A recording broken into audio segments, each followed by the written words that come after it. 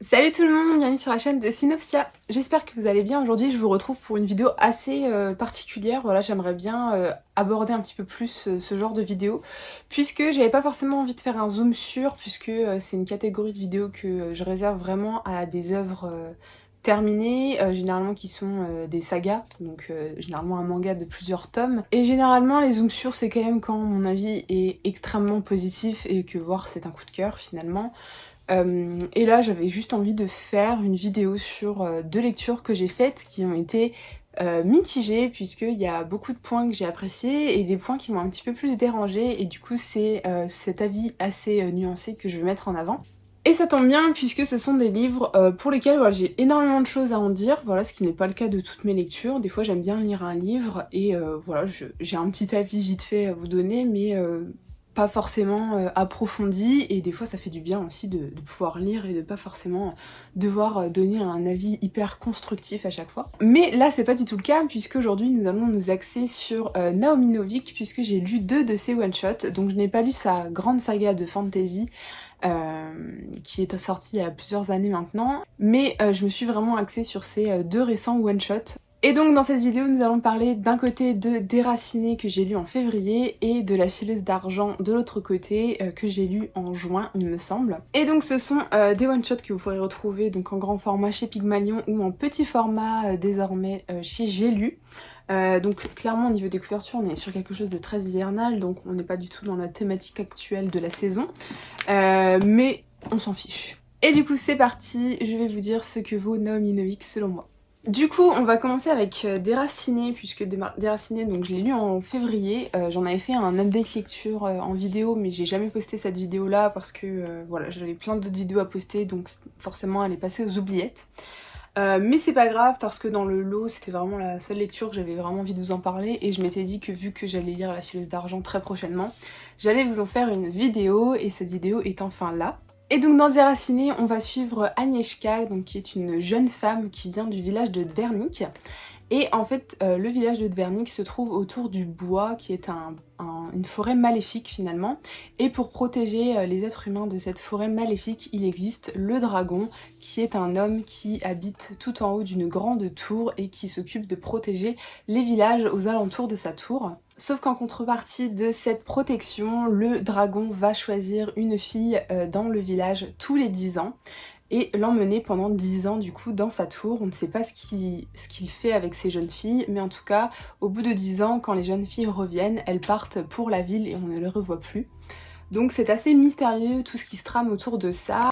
Et donc Agnieszka, elle, de son côté, elle n'est pas vraiment très inquiète de son sort, puisque elle n'a rien pour elle, elle est douée dans rien, elle n'est pas très jolie, et généralement le dragon choisit les plus débrouillardes et les plus belles filles du village. Et du coup, de leur côté, à Dvernik, ils sont persuadés que ce sera Kasia, donc la meilleure amie de Agnieszka, qui sera choisie par le dragon. Mais vous vous doutez bien que tout ne va pas se passer comme prévu, je vous laisse découvrir pour ceux qui veulent le lire.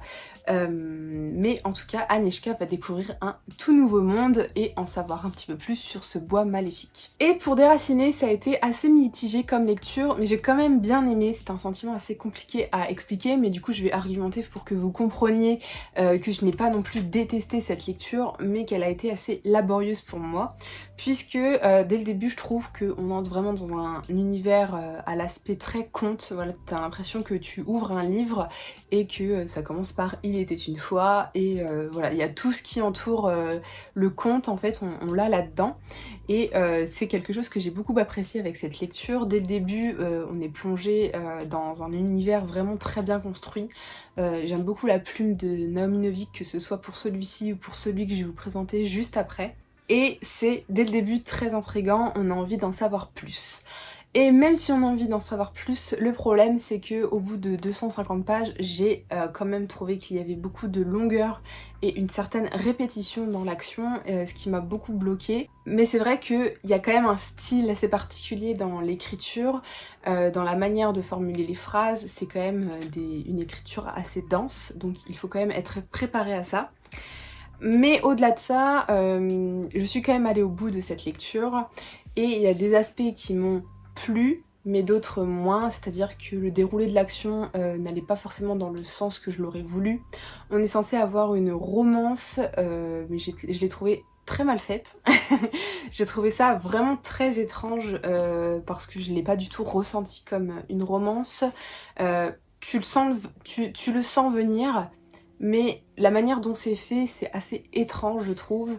T'as pas la sensation d'avoir progressé dans la relation pour pour que ça mène à une romance finalement. Du coup ça fait partie un petit peu des choses qui m'ont un peu dérangée parce que c'est vrai que moi j'aime beaucoup la fantasy avec de la romance, parce que j'aime beaucoup la romance, et c'est vrai que le match des deux me plaît pas mal, mais j'aime bien quand on va au bout des choses. Là je trouvais que c'était arrivé un petit peu comme un cheveu sur la soupe, voilà, j'ai pas ressenti d'attrait particulier pour cette romance, et pour autant la fin de ce roman m'a plu. Voilà, j'ai bien aimé comment ça se termine, je trouve que ça suit vraiment assez bien l'ambiance très conte, comme je vous disais, que l'autrice suit.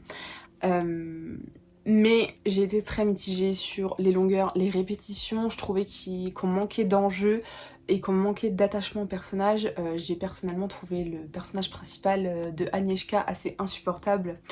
Elle m'a beaucoup énervée. Globalement, j'ai quand même bien aimé cette lecture, mais c'est vrai que je crois que je lui ai pas mis non plus une note très exceptionnelle, puisqu'il y a vraiment beaucoup de choses qui m'ont dérangée et j'ai peiné vraiment à avancer. Il y a beaucoup d'actions qui se répétaient, qui m'ont clairement sorti du récit. D'ailleurs, la moitié des scènes d'action, je les ai assez survolées, je trouve, parce que il y en avait un petit peu partout et ça allait des fois trop vite, et comme des fois ça allait pas assez vite. Donc voilà, je trouvais qu'au niveau du rythme c'était assez spécial pour celui-ci. Et donc le deuxième que j'ai lu donc tout récemment, puisque je l'ai lu en juin, et je l'ai plus apprécié que Déraciné, donc ouf. Mais pour autant je lui ai quand même reproché certaines choses que j'ai pu reprocher à Déraciné. Et je vous dirai pourquoi juste après, puisque je vais vous dire globalement ce que je pense du travail de Naomi Novik sur ces deux one-shots. Évidemment, je pourrais pas juger sa saga de fantasy, puisque je ne l'ai pas lue et je ne compte pas la lire tout de suite. Et du coup, avec La Fileuse d'Argent, on est vraiment sur l'hiver, avec cette reprise un peu de La Reine des Glaces. Puisque du coup, dans La Fileuse d'Argent, on suit donc Myriam qui va reprendre les activités de prêteur de son père, puisque son père est trop gentil. Elle estime qu'il n'arrivera jamais à les sortir de leur galère financière. Et donc elle a un sacré caractère et elle va aller l'imposer aux villageois pour qu'ils n'oublient jamais de la payer. Et grâce à son métier de prêteuse, elle va faire la rencontre de Wanda, qui est une fille de ferme dont le père est alcoolique et très violent. Et elle va l'engager avec elle, donc on va aussi suivre donc Wanda.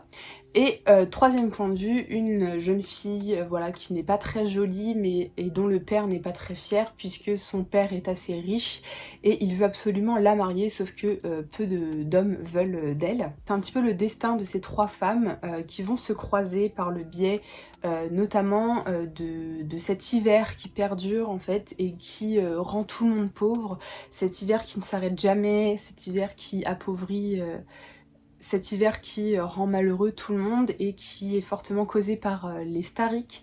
Et les Starrick sont des créatures assez mystérieuses, on sait peu de choses sur eux, mais on sait qu'ils aiment l'or et qu'ils vont dérober l'or de tout le monde, ce qui rend la population encore plus pauvre, vous vous en doutez.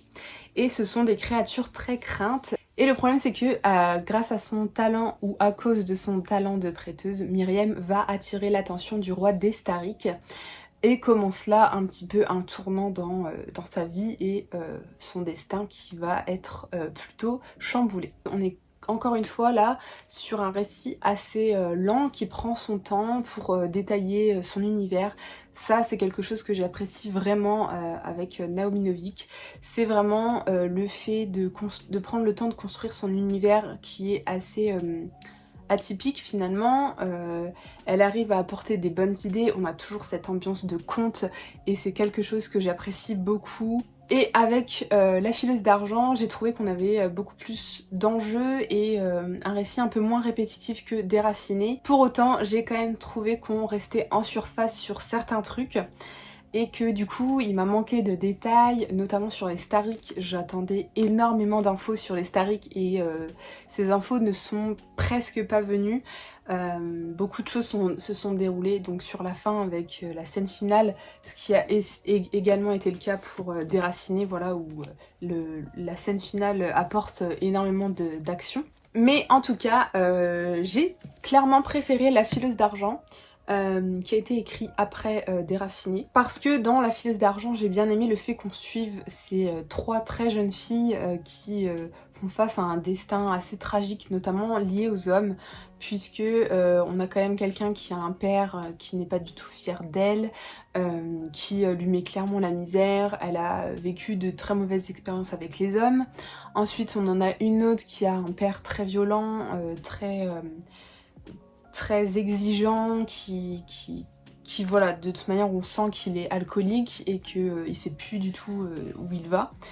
Et on a donc Myriam qui, elle, a clairement dû remplacer son père qu'elle trouvait plutôt incapable à son métier, et elle les a sortis de la misère. Voilà, c'est vraiment des femmes qui ont fait des choix et qui ont vécu des choses assez horribles par rapport à leur situation personnelle et notamment face à la pauvreté pour deux d'entre elles. Et j'ai bien aimé comment tout ça a été amené, comment leurs destins vont se croiser. Mais j'ai encore eu un problème au niveau de la romance qui est littéralement inexistante, je trouve, tout au long du récit. Moi je l'attendais beaucoup parce que c'est quelque chose que j'avais envie de voir dans cette histoire, de la romance. Et c'est presque jamais arrivé, et pour le peu que ce soit arrivé, j'ai trouvé ça assez mal fait. Et c'est à ce moment-là que je vais vous expliquer du coup mon ressenti global sur Naomi Novik, et ce qui va expliquer finalement certains ressentis que j'ai pu avoir. Donc depuis le début, je vous explique que je trouve qu'on est vachement en surface, que la romance arrive assez rapidement et qui est assez faite, qui est faite de manière assez étrange. Et en même temps, je trouve que ça colle bien à l'aspect conte qui est donné à ces deux romans, puisque dans un conte, c'est vrai que on a rarement beaucoup de détails non plus. On prend pas forcément le temps non plus d'approfondir non plus trop les relations. C'est quand même, on est plus dans le message, on est plus dans la création de l'univers, je trouve, pour certains contes que j'ai pu lire. Et du coup, je trouve que c'est ce qui ressort en fait de ces bouquins. Mais en même temps, je trouve ça dommage parce qu'on a quand même des bons pavés et ça mériterait d'approfondir certaines choses. Donc voilà ma frustration avec Naomi Novik, c'est que je trouve qu'elle a de très bonnes idées, une très chouette écriture, qu'elle crée de très beaux univers. Franchement, dans La Fileuse d'Argent, je m'y serais crue tellement c'était bien fait. Voilà, j'étais vraiment dans l'hiver, j'ai vraiment ressenti la détresse de ne jamais voir le printemps arriver. Et ça, c'est quelque chose que j'ai vraiment beaucoup apprécié. Mais c'est vrai que il y a beaucoup de moments où je me suis ennuyée, il y a quand même beaucoup de moments où c'est assez long, ou certains moments où c'est très répétitif, notamment dans Déraciné quand même. Et ce qui fait que certaines scènes m'ont clairement sorti du récit. Enfin, j'ai pas non plus l'envie d'abandonner, mais j'ai envie de sauter certains passages qui m'intéressent beaucoup moins.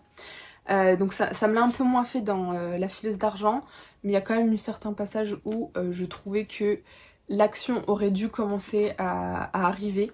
Voilà, donc c'est quand même des romans qui mettent du temps à se lancer, on va dire. Des romans que je trouve répétitifs, mais des romans qui sont quand même plutôt sympas si vous aimez la fantasy et que l'écriture plutôt détaillée ne vous dérange pas.